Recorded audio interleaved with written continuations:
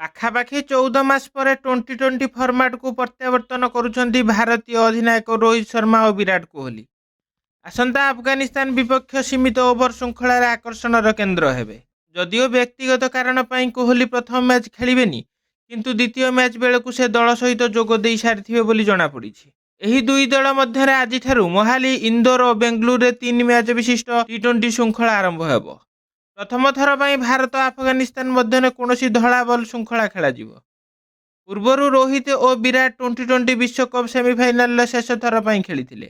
କିନ୍ତୁ ଆଗକୁ ୱେଷ୍ଟଇଣ୍ଡିଜ୍ ଓ ଆମେରିକାରେ ମିଳିତ ଭାବେ ଆୟୋଜିତ ହେବାକୁ ଥିବା ବିଶ୍ୱକପ୍କୁ ଦୃଷ୍ଟିରେ ରଖି ଏହି ଦୁଇ ବରିଷ୍ଠ ଖେଳାଳିଙ୍କୁ ଦଳରେ ସ୍ଥାନ ଦିଆଯାଇଛି। ଏହି ଶୃଙ୍ଖଳାର ପ୍ରଦର୍ଶନ ହିଁ ବିଶ୍ୱକପ୍ ଦଳର ଚିତ୍ର ସ୍ପଷ୍ଟ କରିପାରିବ।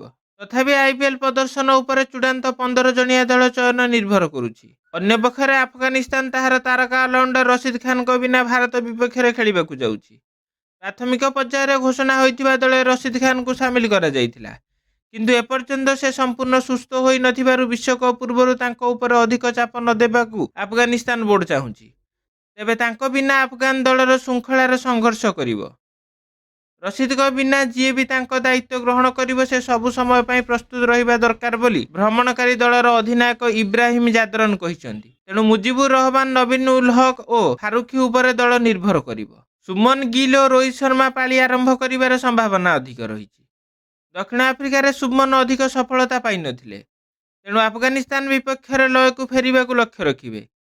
ଏହିପରି ଦକ୍ଷିଣ ଆଫ୍ରିକାରେ ସବୁଠୁ ସଫଳ ହୋଇଥିବା ରିଙ୍କୁ ସିଂ ଏହି ଶୃଙ୍ଖଳାରେ ପ୍ରମୁଖ ଖେଳାଳି ଭାବେ ନଜର ରହିବେ।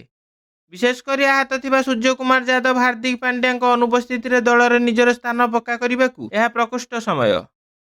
ଇଶାନ କିଶାନ ଦଳରେ ନଥିବାରୁ ଜିତେଶ ଶର୍ମା, ସଞ୍ଜୁ ସାମସନଙ୍କ ମଧ୍ୟରୁ ଜଣେ ୱିକେଟ୍ କିପର ଦାୟିତ୍ୱ ଗ୍ରହଣ କରିବେ। ଶିବମ ଦୁବେ ମଧ୍ୟ ଦଳକୁ ଫେରିଥିବାରୁ ଅର୍ଶଦୀପ ସିଂ, ଆବେଶ ଖାନ ଓ ମୁକେଶ କୁମାରଙ୍କ ସହିତ ସେ ଦ୍ରୁତ ବୋଲିଂ ବିକଳ୍ପ ରହିଛନ୍ତି। କୁଲଦୀପ ଯାଦବ ନେତୃତ୍ୱରେ ସ୍ପିନ୍ ଆକ୍ରମଣ କରାଯିବ।